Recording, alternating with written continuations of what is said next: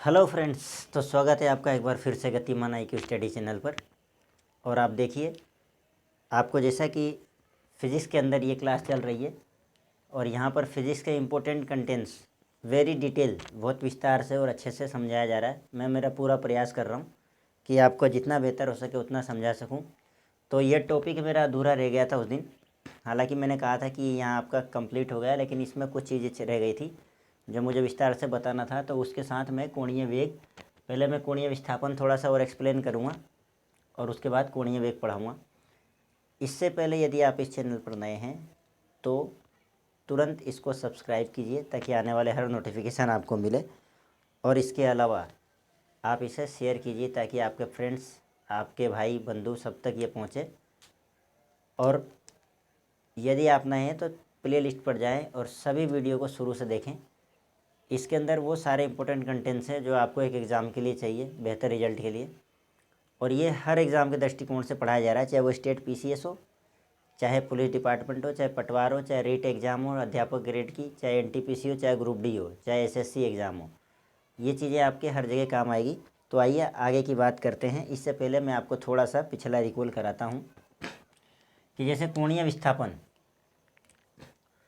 विस्थापन से पहले मैंने आपको एक वृत्तीय गति पढ़ाया था। वृत्तीय गति के अधीन मैंने ये कहा था कि जब कोई कण वृत्ताकार पथ पर गति करता है तो वृत्ताकार पथ पर उसकी दिशा प्रत्येक क्षण बदलती है। तो जो प्रत्येक क्षण उसकी दिशा बदलती है तो वो क्या कहलाता है? त्वरित गति कहलाती है। त्वरित गति से वो चक्कर लगाता है वृत्ताकार पथ पर, ठीक है। इसलिए उसकी प्रत्येक कण स्थिति पर उसकी दिशा बदलती रहती है वृत्ताकार मार्ग पर। फिर मैंने आपको कहा था कि कोणीय विस्थापन, तो कोणीय विस्थापन यानी एंगुलर डिस्प्लेसमेंट।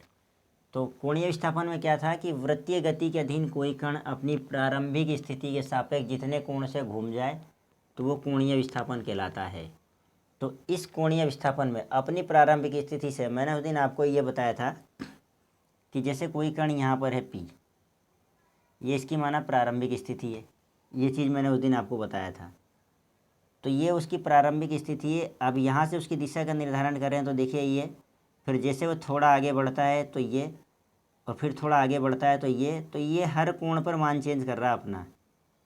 कोणीय विस्थापन यहाँ पर देखिए अलग हो जाएगा, तो हर कोण पर अपना मान चेंज हो रहा है। तो उसके आगे जो मुझे बताना था वो मैं आज के पाठ में आपको बताऊँगा कि कोणीय विस्थापन। अभी यहाँ पे यहाँ तक मैंने आपको बताया था, बोला था कोणीय विस्थापन कहलाता है क्योंकि हर स्थिति पे अपनी पोजीशन को चेंज कर देता है कोई कण। जैसे ये वृत्ताकार मथ पे चलता है तो पहले इसकी स्थिति यहाँ थी प्रारंभिक, तो यहाँ से मैं स्ट्रेट लाइन खींचूँगा, फिर जैसे थोड़ा आगे बढ़ता है यहाँ से स्ट्रेट लाइन खींचूँगा, तो इतने कोण से अपनी स्थिति में परिवर्तन कर रहा है, हर स्थिति में परिवर्तन कर रहा है वृत्ताकार मार्ग पर।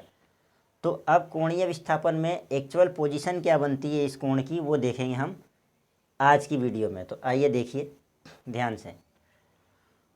तो मैंने आपसे उस दिन भी कहा था कि ये जो वृत्त होता है वो 2 डायमेंशन होता है, X और Y। ये देखिए ये X और ये Y हैं, 2 डायमेंशन में होता है ये, यानी 2 अक्षीय होता है। अब इसमें देखिए जैसे ये चीज़ मैंने बनाया, अब ये माना कि ये देखना यहाँ से ध्यान से, ये यहाँ से यहाँ तक कोई वृत्त है, R त्रिज्या का वृत्त है। यहाँ पे मैंने इसको R माना था, उस दिन भी मैंने बताया था आपको। तो माना कि ये R है, ठीक है।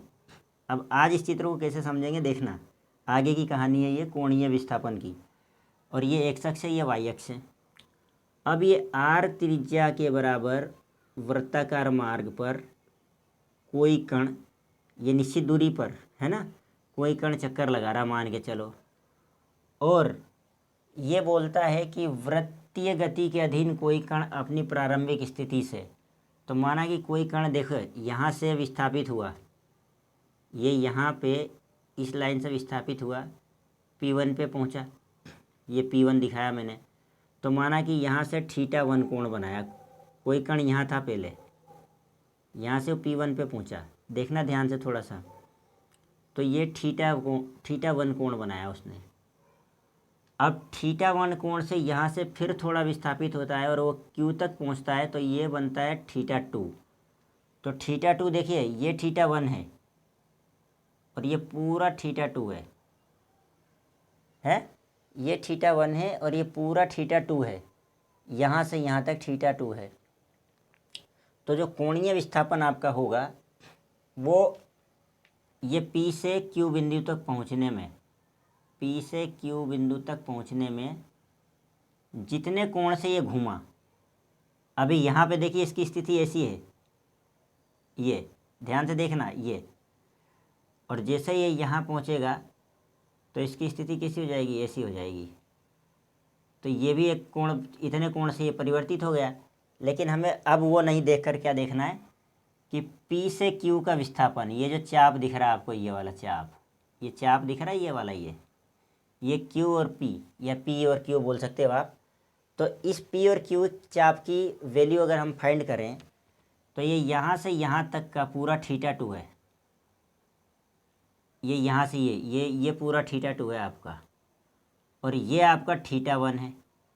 तो θ2 माइनस अगर मैं θ1 करूँ तो ये बराबर P और Q आ जाएगा क्या।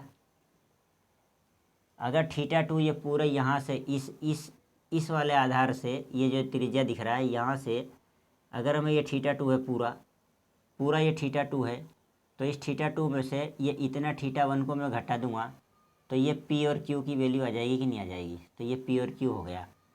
तो कहना ये चाहता हूँ कि कोणीय विस्थापन को हम डेल्टा थीटा से शो करते हैं, डेल्टा थीटा।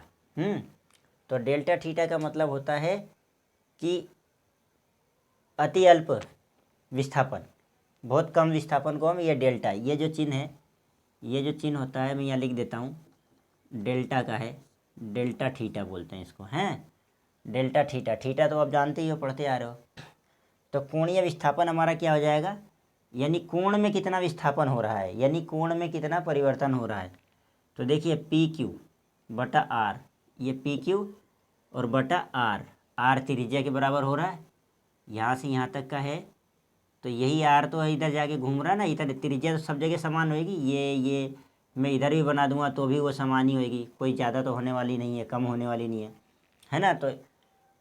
तो ये कहने का मतलब है कि चाप बटा रेडियस, चाप बटा त्रिज्या। तो पी चाप का मान क्या हो जाएगा यहाँ पे, पी और क्यू, ये पी और क्यू, और त्रिज्या क्या है यहाँ पे आर, तो ये आर हो गया। तो कोणीय विस्थापन जो होगा हमारा, अब वो चित्र से देखो, डेल्टा थीटा बराबर, यानी कोणीय विस्थापन को डेल्टा थीटा से निरूपित किया मैंने, है ना।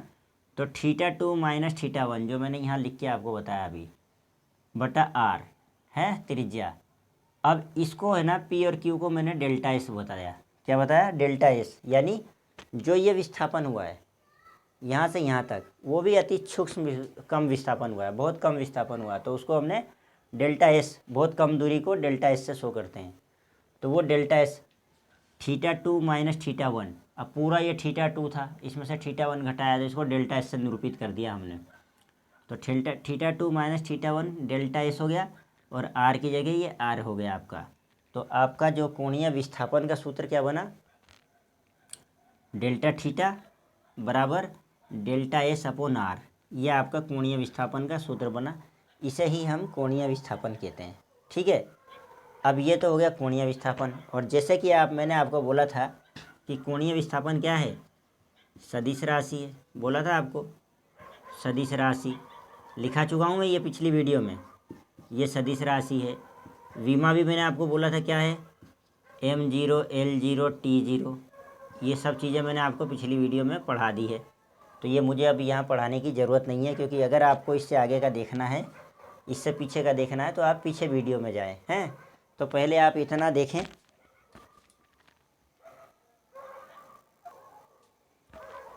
तो इसके आगे जैसा कि मैंने अभी आपको बताया कि ये चीज़ें मुझे बताने की ज़रूरत है नहीं, है, क्योंकि ये सदिश राशि है, इसकी विमा इतनी होती है, ये चीज़ें मैं पिछली वीडियो में आपको बता चुका हूँ। तो आप अगर देखना है तो पिछली वीडियो में जाके देखें, और वहाँ पर मैंने यहाँ तक का चित्र बनाया था। तो मैंने ये बताया था आपको कि कोणीय विस्थापन में ये जब पहली स्थिति पे है, ये दूसरी स्थिति पे है, तो एक समानवर्तीय गति वर्ताकार पथ पे जब चक्कर कर रहा है तो ये इस तरीके से अपनी दिशा को बदल रहा है, तो ये कोणीय विस्थापन होता है। और एक्चुअल में कोणीय विस्थापन को जो निरूपित किया है वो मैंने इस चित्र से अभी आपको समझाने का प्रयास किया है कि कोणीय विस्थापन में कितना, मतलब कोई कण अपनी स्थिति को परिवर्तित करता है, तो उसको हम कैसे ज्ञात करते हैं, तो वो मैंने आपको इस सूत्र के माध्यम से बताया अभी हैं। तो कोणीय विस्थापन बराबर डेल थीटा बराबर डेल एस अपॉन आर, जो ये चाप के बराबर है, जितने कोण से ये घूम गया है। सिंपली एक बात आप याद रखो, सीधी सी बात, कि ये कोई वृत्त है और यहाँ से ये जितने कोण से ये घूम जाए, ये यही कोणीय विस्थापन है। क्या, इसको मैं एक बार और बनाता हूँ, देखो। इतना पढ़ाने के बाद सिंपल सी बात है, ये है कोई आर, और यहाँ से लेकर ये जितना घूम जाए, ये और ये चीज़, तो ये जो चाप है आपका, यही मैंने वो बताया है आपको। ठीक है, तो ये आपको कोणीय विस्थापन समझ में आया होगा, और नहीं आया तो इस वीडियो को 2 बार देखना, आपके समझ में आ जाएगी बात। अब कोणीय विस्थापन के बाद बात आती है कोणीय वेग। तो कोणीय वेग को हम ओमेगा से दर्शाते हैं, यहाँ लिख देता हूँ मैं, पहले मैं बताता हूँ आपको। देखो आप, तो कोणीय विस्थापन में परिवर्तन की दर कोणीय वेग कहलाता है। अब ये जो विस्थापन था, इसमें परिवर्तन की दर, यानी जो ये हमें प्राप्त हुआ है, ये सूत्र प्राप्त हुआ है, इसमें भी परिवर्तन होगा। तो वो परिवर्तन किसके सापेक्ष होगा? समय के सापेक्ष होगा, हैं। तो वो चीज़ें मैं आपको बताने का प्रयास कर रहा हूँ। तो कोणीय विस्थापन में परिवर्तन की दर को कोणीय वेग कहलाता है। परिवर्तन की दर कोणीय वेग कहलाता है। इसे ओमेगा, क्या है, इसको क्या बोलते हैं? ओमेगा। ओमेगा से दर्शाते हैं, ये देख लीजिएगा यहाँ। तो कोणीय विस्थापन में जो परिवर्तन हो रहा है उसकी दर को क्या कहते हैं? कोणीय वेग कहते हैं। बहुत सीधी सी बात है, याद रह जाएगा आपको। अब कोणीय वेग बराबर क्या होता है? ये कोणीय विस्थापन, इसी में परिवर्तन हो रहा है, किसके सापेक्ष? परिवर्तन में लगा समय।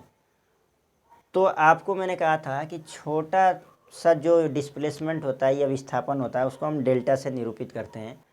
तो कोणीय विस्थापन को हमने डेल्टा थीटा लिखा था, और डेल्टा थीटा बराबर डेल्टा एस अपॉन आर लिखा था। अब इस वैल्यू के अंदर या इसके अंदर परिवर्तन हो रहा है, तो वो समय के सापेक्ष हो रहा है। तो मैंने क्या लिख दिया? कोणीय विस्थापन यानी डेल थीटा, और किसके सापेक्ष हो रहा है? समय के सापेक्ष, इसलिए मैंने लिख दिया डेल्टा टी है। परिवर्तन में लगा समय को कम समय के लिए डेल्टा आता है, तो डेल्टा टी, तो delta theta upon delta T. तो कोणीय विस्थापन का सूत्र क्या बन जाएगा? कोणीय वेग का सूत्र क्या बन जाएगा? ओमेगा बराबर delta theta upon delta T हैं। अब आपके एग्ज़ाम में सिर्फ यहाँ तक ही पूछता है वो। इससे आगे की बात अगर हम करें तो एक साइंस के अंदर, जिसने भी साइंस मैथ लिया है, इससे थोड़ा सा आगे चलें तो क्या होता है कि ओमेगा बराबर यानी कोणीय वेग बराबर, अगर हम लिमिट ले लेते हैं इसकी, ये डेल्टा टी को लिमिट लगा देते हैं, ये अवकलन के अंदर, डिफरेंशियल के अंदर आता है, जिसके पास मैथमेटिक्स सब्जेक्ट होता है। तो मैं बताने की ज़रूरत महसूस कर रहा था आपको, इसलिए बता दिया मैंने। तो ये लिमिट है, LIMIT लिमिट, अगर हम डेल्टा टेंस टू 0 रख देते हैं यहाँ पे, हैं, तो वो क्या हो जाता है? ओमेगा बराबर डेल्टा टी टेंस टू 0 रखते ही dy/dt अवकलन हो जाता है थीटा कोण से। क्या हो जाता है? थीटा कोण का अवकलन हो जाता है dy/dt। तो ओमेगा बराबर डी थीटा अपॉन dt हो जाएगा। तो ये एग्ज़ाम के अंदर आपके नहीं पूछा जाता है, अधिकतर कभी नहीं पूछा जाता है ये, क्योंकि यहाँ तक हम पढ़ते नहीं हैं। पर्टिकुलर सभी के अलग अलग सब्जेक्ट होते हैं, जानकारी के लिए मैंने आपको बता दिया। आप यहाँ तक याद रखें, ओमेगा बराबर del theta upon del T, और डेल थीटा क्या कहलाता है? कोणीय विस्थापन। और कोणीय विस्थापन में जो समय के सापेक्ष डेल्टा टी परिवर्तन हुआ, उसे क्या कहते हैं हम? कोणीय विस्थापन, कोणीय वेग। कोणीय विस्थापन में समय के सापेक्ष जो परिवर्तन हुआ, उस या परिवर्तन होने में लगा समय है, या जिस दर से परिवर्तन हुआ, उसे क्या कहते हैं? कोणीय वेग कहते हैं। तो ओमेगा बराबर delta theta upon delta T. तो ओमेगा बराबर limit delta T tends to 0, तो delta theta upon delta T है, और यहाँ डेल्टा टी बराबर 0 रख देंगे हम। तो एक तरह से ये अवकलन हो गया d theta upon d t theta है, d theta upon d t, या dy/dt थीटा का अवकलन। तो इसके आगे आपको नहीं जाना है, सिर्फ ये जानकारी के लिए मैंने लिख दिया इतना। तो इसको आप देखें, इसके आगे अभी चलते हैं।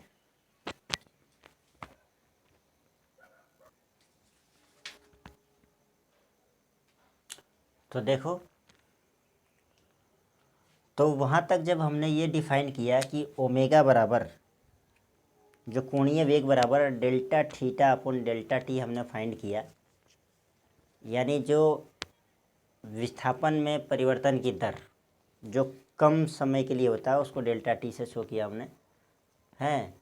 तो जो विस्थापन हमें प्राप्त हुआ था पी क्यू है, तो पी क्यू बटा डेल्टा टी जो मैंने अभी आपको कराया, तो उसके आधार पर वो था आपका एक न्यूमेरिकल टाइप जो मैंने उसको सॉल्यूशन बताया आपको कि इस तरह से हम फाइंड करते हैं कोणीय विस्थापन को। तो अब उसको डेफिनेशन के तौर पर ये आपके एग्ज़ाम के दृष्टिकोण से सिंपल लैंग्वेज में हम क्या लिख सकते हैं कि तब हम कह सकते हैं कि उसके आगे उसी चीज़ को मैं फॉर्मल तरीके से दिखा रहा हूँ कि तब हम कह सकते हैं कि वृत्ताकार मार्ग पर गतिशील कण, वृत्ताकार मार्ग पर गतिशील कण को वृत्त के केंद्र से मिलाने वाली रेखा, ये वृत्ताकार मार्ग पर गतिशील किसी कण को हैं वृत्त के केंद्र से मिलाने वाली रेखा, ये वृत्त के केंद्र से मिला रही है 1 सेकंड में, यानी पर सेकंड, बहुत कम समय में है, मैं बता रहा हूँ इसीलिए डेल्टा लगाया हमने, अति कम समय के लिए जितने कोण से घूम जाती है 1 सेकंड में जितने, यानी 1 सेकंड में ये यहाँ से घूमकर और यहाँ तक आ गई है ये और अपनी दिशा में परिवर्तन करते हुए, ये थीटा मैंने दिखाया, यही कोणीय वेग के कारण ये थीटा दिखाया मैंने कि अपनी गति में वो परिवर्तन कर रही है, ये परिवर्तन कर रही है ना, पहले ये था वेग, अब वेग ये हो गया तो इतना परिवर्तन हो गया। तो जितने कोण से घूम जाती है उसे उस कण का कोणीय वेग कहते हैं, इसे ओमेगा से दर्शाते हैं। तो देखिए आप यहाँ से यहाँ तक जाने में ये थीटा कोण जितना भी परिवर्तन, यहाँ कोणीय भी यहाँ परिवर्तन, केंद्र पर जो परिवर्तन आया कोण में वो इतना आ गया, ये तो कण की स्थिति में परिवर्तन था अपनी दिशा बदलने के कारण। लेकिन कोणीय वेग में परिवर्तन पहले यहाँ एक्स बिंदु यहाँ पे था, यहाँ पे कण था, यानी इसको मैं एक्स तो इसको वाई अगर मैं दिखा दूँ ऐसे करके वाई, तो ये इतना यहाँ से यहाँ तक का परिवर्तन आया, जिसे चित्र से ओ एक्स, ये ओ एक्स है, ओ एक्स टी सेकेंड में थीटा रेडियन से। अब थीटा रेडियन क्यों बोला इसको, क्योंकि ये मैंने आपको शुरू में ही पढ़ा दिया था, समतल कोण की इकाई रेडियन होती है। अब समतल कोण का मतलब क्या होगा, जो 2 डायमेंशन में बनेंगे, तो ये जो आपका वृत्ताकार मार्ग है ये 2 डायमेंशन होता है, इसीलिए इसे रेडियन बोला गया है, रेडियन से घूम जाता है। तो थीटा रेडियन से, चित्र से ओ एक्स जो है, ये ओ एक्स जो है, ये जो ये ओ एक्स है, सपोज करो कि ये टी सेकेंड में थीटा रेडियन कोण से, यानी इस थीटा रेडियन कोण से घूमता है और इसकी स्थिति यहाँ आ जाती है, तब कोणीय वेग delta theta upon delta T ये होगा आपका, जो मैंने आपको न्यूमेरिकल तरीके से सिद्ध करा दिया इससे पहले। ये मैं आपको लैंग्वेज में लिखा रहा हूँ ताकि पढ़कर याद हो जाएगा आपको एग्ज़ाम के दृष्टिकोण से। और इसका मात्रक क्या आएगा, आपका कोणीय वेग का मात्रक क्या होगा, रेडियन पर सेकेंड, ये भी पढ़ा चुका हूँ मैं, पहले ही पढ़ा चुका हूँ आपको। तो ये फिर मैंने लिख दिया यहाँ, मात्रक रेडियन पर सेकेंड, और बीमा क्या बनेगी इसकी, t⁻⁻1 है, ये आपको ये लिखा दिया। एग्ज़ाम में इससे ज़्यादा कुछ आने वाला नहीं है आपके, ठीक है। आगे देखिए, अब देखिए इसके आगे की बात करते हैं। यदि एक कण कोई सभी 1 सेकंड में n चक्कर लगाता है, तो है n चक्कर लगाता है, कोई कण 1 सेकंड में n चक्कर लगाता है, तो ओमेगा बराबर 2πn। अभी ओमेगा बराबर 2πn, तो एक चक्कर का मतलब ये है कि इस वर्ताकार पथ पर जब वो एक चक्कर लगाएगा, देखना ध्यान से अब इधर, तो यहाँ से यहाँ तक ये तो हो जाएगा पाई मतलब 180, या इसे मान लो पाई, क्योंकि आधा चक्कर तो ये होएगा यहाँ से यहाँ तक इस लाइन पर, आधा चक्कर तो ये होगा, आप लिखते थे ना ये 180 और 180 ही ये हो जाएगा, तो ये दोनों मिलाकर एक चक्कर में कितना हो जाएगा 360, और 360 को क्या लिख सकता हूँ मैं, 2π लिख सकता हूँ ना मैं। तो एक कण जब 1 सेकंड में n चक्कर लगाता है तो उसको क्या लिख सकता हूँ, ओमेगा बराबर 2πn लिख सकता हूँ मैं, n तो चक्कर लगा रहा है और एक चक्कर का मान होता है 2π, ये लिख दिया मैंने यहाँ पे, इसीलिए चूँकि एक चक्कर बराबर 2π, आपको अभी समझाया मैंने। तो एक चक्कर लगाने में एक चक्कर बराबर 2 पाई में लगा समय परिक्रमण काल कहलाता है। यानी एक चक्कर लगाने में जो समय लगेगा उसे क्या कहेंगे हम, परिक्रमण काल, कैपिटल टी, ये लिख रखा मैंने यहाँ हैं। तो उस हिसाब से जब कोई कण 1 सेकंड में n चक्कर लगाएगा तो ओमेगा जो कोणीय वेग होगा वो क्या होगा, 2 पाई n होगा। क्यों? क्योंकि एक चक्कर का मान 2 पाई है और n चक्कर वो लगा रहा है, तो 2 पाई n होगा कि नहीं होगा, तो ओमेगा बराबर 2 पाई n। यदि वृत्ताकार मार्ग की त्रिज्या r हो, अब उसकी मार्ग की त्रिज्या भी r हो, तो मान के चलो थोड़ी देर के लिए अभी ये देखो, अभी यहाँ वापस चलते हैं अपन, ये वो बिंदु हो गया और ये r हो गया है, या इसको मान लो, कोई दिक्कत नहीं है, इसी को मान लो। तो वृत्ताकार मार्ग की त्रिज्या r हो, तो कण का 1 सेकंड में n चक्कर लगाता हो, तो कण यदि वृत्ताकार मार्ग की त्रिज्या r हो एवं कण 1 सेकंड में n चक्कर लगाता हो, तो 1 सेकंड में, अब देखो क्या कह रहा है, वृत्ताकार मार्ग की त्रिज्या r हो हैं, तो ये वृत्ताकार मार्ग की त्रिज्या r है, वृत्ताकार जो मार्ग है उसकी त्रिज्या r है, स्मॉल r, और कण 1 सेकंड में n चक्कर भी लगा रहा है। तो मैंने अभी अभी आपसे कहा है कि ओमेगा बराबर यानी कोणीय वेग बराबर 2 पाई n, अगर n चक्कर लगा रहा तो, और जो r है उस r का गुणा हो जाएगा इसमें। तो 1 सेकंड में चली गई दूरी क्या हो जाएगी, परिधि इंटू n हैं, परिधि इंटू n बोले तो 2 पाई n, तो परिधि का तो मान क्या हो गया पूरा 2 पाई, पूरे परिधि का मान 2 पाई 360 डिग्री, और परिधि इंटू n यानी 2 पाई n। तो 1 सेकंड में चली गई दूरी कण द्वारा 2 पाई n कहलाएगी हैं, 2 पाई n, जो किसके बराबर है, ओमेगा के बराबर है। इधर देखो आप यहाँ पर ये जो 2 पाई n है, मैं क्या कहने की कोशिश कर रहा हूँ, ध्यान से सुनो। यदि वर्ताकार मार्ग की त्रिज्या r हो, ये वर्ताकार मार्ग है, इसकी त्रिज्या r है, एवं कण 1 सेकंड में n चक्कर लगाता हो, ठीक है, 1 सेकंड में n चक्कर लगाता है, वो n चक्कर का मतलब कितना भी लगाए हो, है ना, तो अभी एक ही चक्कर मान रहे हैं हम, n चक्कर लगाता हो, n चक्कर लगाता हो, तो 1 सेकंड में चली गई दूरी, अब 1 सेकंड में चली गई दूरी क्या कहलाएगी, परिधि कहलाएगी पूरी हैं। अब परिधि क्या है, 2 पाई n है ना, परिधि इंटू तो 2 पाई और ये n, तब कण का रेखीय वेग क्या होगा, तो रेखीय वेग क्या होगा, r त्रिज्या को गुणा कर देते हैं उसमें हम, तो 2 पाई आर एन आ जाता है यहाँ पर, ये आ गया 2 पाई आर एन। कण का रेखीय वेग क्या हो जाएगा, 2 पाई आर एन बराबर 2 पाई आर एन। अब यहाँ से मैं इस r को हटा के बाद में लिख दूँ तो 2 पाई एन बच जाएगा, ये 2 पाई आर एन में से इस r को मैं बाद में लिख दूँ उठा के ऐसे, तो 2 पाई एन इंटू आर, और 2 पाई एन किसकी वैल्यू, ओमेगा की, तो v बराबर क्या आ जाएगा, कण का रेखीय वेग v, कण के रेखीय वेग को कैसे दिखाया, v से, स्मॉल v से, तो v बराबर ओमेगा आर आ जाएगा। ये ओमेगा, क्योंकि 2 पाई n बराबर ओमेगा होता है, ये रहा, तो ओमेगा और इंटू आर। तो क्या कहता है ये सूत्र कि रेखीय वेग बराबर कोणीय वेग 2 पाई n, कोणीय वेग इंटू त्रिज्या होगा। रेखीय वेग क्या होता है, कोणीय वेग इंटू त्रिज्या। तो कभी कभी एग्जाम में डायरेक्ट यही पूछ लेता है, रेखीय वेग बराबर होता है तो कोणीय वेग इंटू त्रिज्या।